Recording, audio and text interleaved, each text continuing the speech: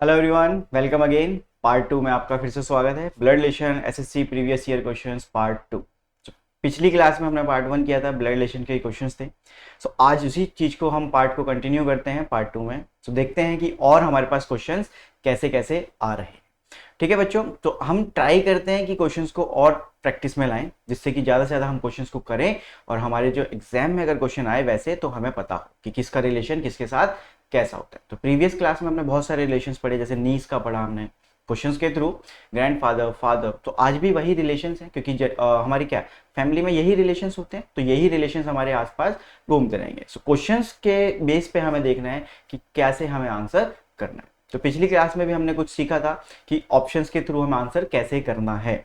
तो अगर जेंडर नहीं पता है तो हम CND पे आंसर कर सकते हैं, बट अगर हमें कोई ऑप्शन है पॉसिबल आंसर करना है कि क्या आंसर पॉसिबल हो सकता है अब इस कंडीशन में, तो उस कंडीशन में पॉसिबल आंसर जो होगा वो हम आंसर करते हैं। तो चलिए बिना किसी देरी के क्वेश्चंस को आज फिर से शुरू करते हैं। सो आज का पहला क्वेश्चन आपकी स्क्रीन के ऊपर करते हैं यहाँ पर। चलिए बच्चों, सो पहला क्वेश्चन ये रहा। आप यहाँ पर ट्राई करो कि आप भी करो और फिर मैं भी करता हूँ। ठीक है, सो आप कोशिश करो कि आप पॉज करो पहले और फिर उसको देखो एंड देन समझो कि आपने क्या गलती की। अगर आपका सही बनाया तो बहुत अच्छी बात है, और अगर नहीं हो पाया तो क्या गलती की वो आप यहाँ से सीख सकते हैं। ठीक है, तो चलिए अब आप सीखोगे भी ऐसे ही बच्चों कि आप पहले करो फिर गलतियां करो एंड देन सीखो। सो चलो पहला क्वेश्चन है, M is the son of P. तो एम जो है वो सन है पी का। तो आप बनाओगे M is son of P, तो पी का सन है, इट मीन्स कि पी जो है वो upper generation. Q is granddaughter of O. तो क्यू जो है वो ग्रैंड डॉटर है। अब ग्रैंड डॉटर तो है वो किसकी, ओ की।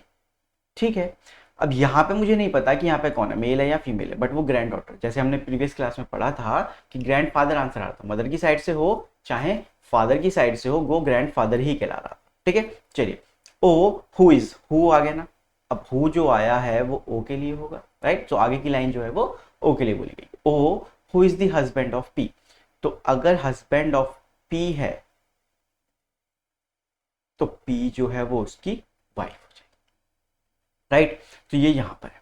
अब उसने बोला कि क्यू, तो क्यू को हम, हमारे पास इतनी ही नॉलेज है तो इट मीन्स कि हम यहाँ पर क्यू को बना सकते हैं अभी के लिए। ठीक है, हमारे पास क्योंकि इतने ही लोगों की इंफॉर्मेशन है तो इसलिए क्यू को हम यहाँ पर रख सकते हैं। तो पूछा जा रहा है कि how M related to O.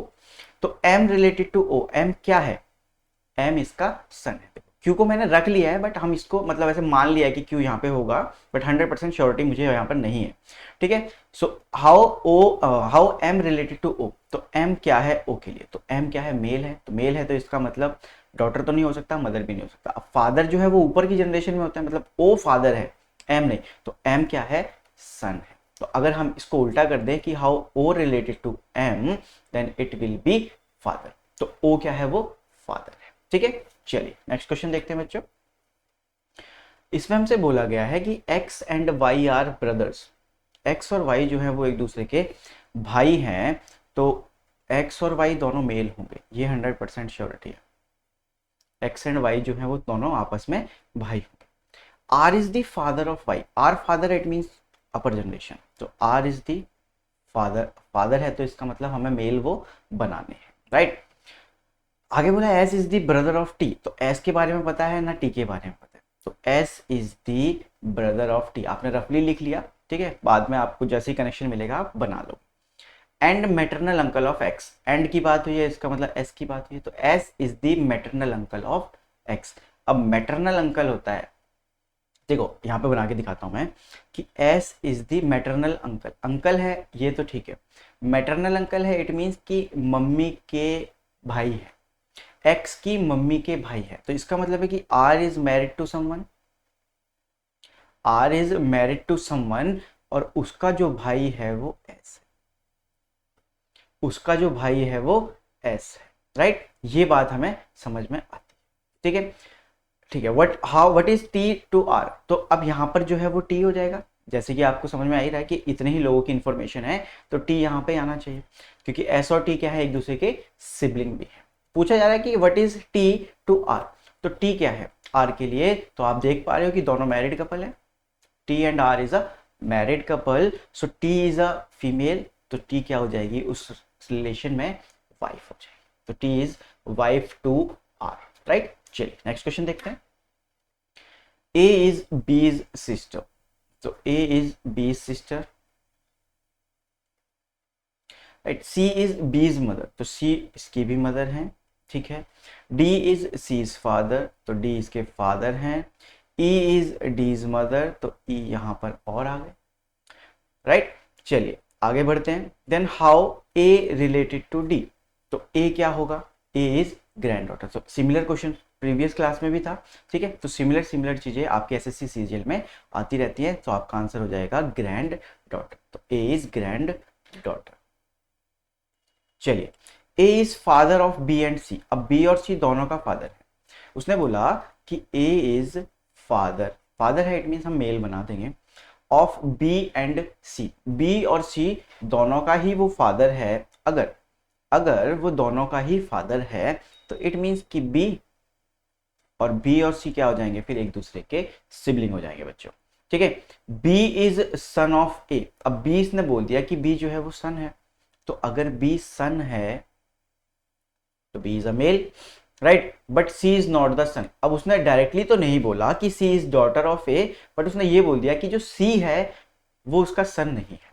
तो अगर सी सन नहीं है तो इट मीन्स कि वो डॉटर हो, तो C is daughter, C is daughter to A, right. तो पूछ रहा है कि how C related to A, तो सी क्या हो जाएगी ए के लिए, but C is not the son of A, हाँ तो यही होना चाहिए। तो बच्चों यहाँ पे क्या बोला गया कि अब A is father of B, A is father of B, B is the son of A, B is the son of A, but C is not the son of A, तो सी सन नहीं है तो वो female है, and that she is daughter to A. How C related to A, तो C क्या लगेगी ए की यहाँ पर, तो सी लगेगी बच्चों डॉटर, सी लगेगी यहाँ पर डॉटर, क्योंकि वो क्वेश्चन में बोल दिया गया कि सी जो है वो सन नहीं है, तो सी क्या होगी daughter. So option number C is the correct answer. तो सी जो है ऑप्शन नंबर सी डॉटर लगती है किसकी, ए की, तो हमारा आंसर हो जाएगा डॉटर। क्लियर। चलिए नेक्स्ट क्वेश्चन देखते हैं। क्वेश्चन है हमारे पास कि A is father of B, A is father of B, तो ए जो है वो फादर है किसका, सॉरी ऐसे नहीं बनेगा, ठीक है। ए इज फादर ऑफ बी, तो ए फादर है बी का, ऐसे कुछ बन जाए। C is daughter of B, तो सी इसकी डॉटर है, तो ऐसे C is daughter of B. D is brother of B, तो डी यहां पर D is brother of B.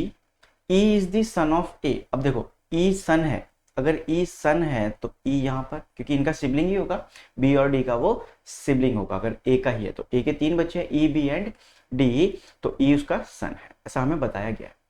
So what is the relationship between C and E, तो C और ई के बीच में क्या रिलेशन, तो अगर हम सी से बात करें तो सी इज नीस ऑफ ई, मैंने पिछली क्लास में भी हमने सीखा था कि अगर हमारे पेरेंट्स का कोई सिबलिंग है तो वो अंकल या आंट है हमारे लिए, तो ई तो अंकल है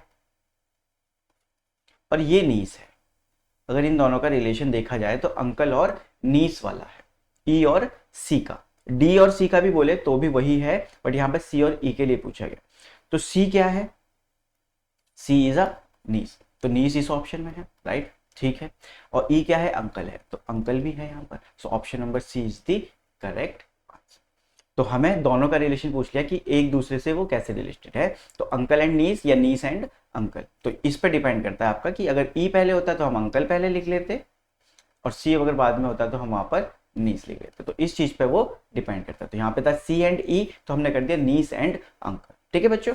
चलो नेक्स्ट क्वेश्चन देखते हैं।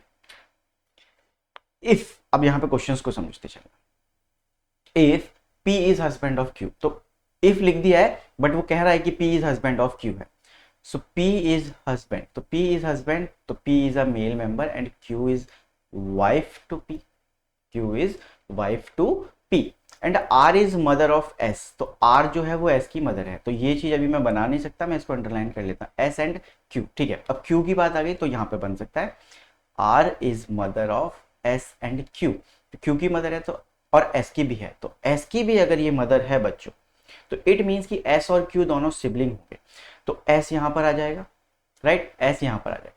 What is R to P, R क्या है पी के लिए, तो अब यहाँ पर एक और नया रिलेशन मिलता है आपको कि आर क्या है पी के लिए। सो लेट सपोज आपका कोई स्पाउस है, उसकी जो मदर है, आपके स्पाउस की जो मदर है वो आपके लिए मदर इन लॉ होंगी, राइट। सो आपके स्पाउस की मदर को आप बोलते हो मदर इन लॉ। तो R is mother in law, R is mother in law to P. और अगर उल्टा कर दें हम इसको कि how P to R, P to R, तो पी क्या है, son in law, P is son in law to R. अगर फीमेल होती तो क्या हो जाती, डॉटर इन लॉ। आर की जगह पे अगर मेल, आर अगर मेल होता तो वहां पर हो जाता फादर इन लॉ। तो ये रिलेशन ऐसे चलते रहते हैं, ठीक है। चलिए नेक्स्ट क्वेश्चन देखते हैं। P and Q are brothers. देखो सिमिलर सिमिलर से कुछ क्वेश्चंस होते हैं। तो P और Q एक दूसरे के भाई हैं, अभी तक आप सीख चुके होंगे इन क्वेश्चंस को करना, right. P and Q are brothers, R and S are sisters, P's son is S brother. P का जो सन है वो S का ब्रदर है, तो इसका मतलब S का ब्रदर है। तो R एंड S जो है वो सिस्टर है, तो इसका मतलब S तो फीमेल हो जाएगी और एक और R बनेगी, क्योंकि ये दोनों तो क्या है, सिस्टर्स हैं। तो R और S सिस्टर, और यहाँ पर एक मेल है, तो R ये तो नहीं हो सकता, ये तो 100% श्योर है। तो यहाँ पे बोला गया है P son is S brother, तो P का जो सन है वो S का ब्रदर है। तो P का सन कौन है पता नहीं हमें, तो ये ब्लैंक है हमारे पास, तो ये क्वेश्चन मार्क है, ठीक है। चलिए आगे देखते हैं कि पूछा क्या है, how Q related to R। अब Q रिलेटेड टू R, तो Q क्या है, अपर जनरेशन में, R नीचे वाली जनरेशन में। तो R जैसे आप सपोज करो आप हो, आपके फादर के भाई हैं, तो आपके फादर के जो भाई हैं वो आपके लिए क्या है, चाचा या ताऊ। तो चाचा या ताऊ ना बोल के इंग्लिश में हम उसको क्या बोल देते हैं, सिंपल अंकल। तो Q इज क्या है, Q is uncle of R, तो हमारा आंसर हो जाएगा अंकल, ठीक है बच्चों। चलिए नेक्स्ट क्वेश्चन देखते हैं। X is husband of Y। So X is husband of Y. It means X and Y are married couple. X and Y are married couples. So Y जो हो जाएगी वो फीमेल हो जाएगी। W is daughter of X. W अगर daughter है तो इसका मतलब W लोअर जनरेशन में। Z is husband of W. तो इसका एक हस्बैंड है, क्या नाम है, Z. तो W and Z are married couple, right? N is daughter of Z. तो अब और बोल दिया कि और नीचे चलो, N is daughter of Z. तो n जो है वो डॉटर है z की। पूछ रहे हैं कि what is the relation of n to y। तो n क्या लगेगी y के लिए, थर्ड जनरेशन में है n, तो n जो है वो ग्रैंड डॉटर होने वाली है, राइट, किसकी, y की। तो ग्रैंड डॉटर ही बनती है, क्योंकि देखो इससे अगर हम डायरेक्ट कनेक्शन करें तो ये मदर और मदर की मदर जो होंगी वो ग्रैंड मदर हो जाएंगी। तो अगर y के लिए पूछते तो वो ग्रैंड मदर हो जाती, अगर इसके लिए पूछते तो ग्रैंड मदर हो जाती, बट इसके लिए पूछा है तो हमारा आंसर हो जाएगा granddaughter. So option number D is the correct answer. सो कैसे आंसर करना है, आई थिंक आपको अब तक समझ में आ गया होगा। ए रीड्स अ बुक, ठीक है, A reads a book and find the name of the author family. The author B is the paternal uncle of C. अब कैसे बनाएंगे, देखो, द ऑथर बी जो है वो ऑथर है, पैटर्नल अंकल है वो सी का, सी का पैटर्नल अंकल है, मतलब फादर की साइड से बी जो है वो उसका अंकल लगता है। पैटर्नल अंकल मतलब जैसे आपके फादर हैं, उनके कोई भाई है तो वो आपके पैटर्नल अंकल लगते हैं, ठीक है। तो B is paternal uncle of C, B is paternal uncle of C.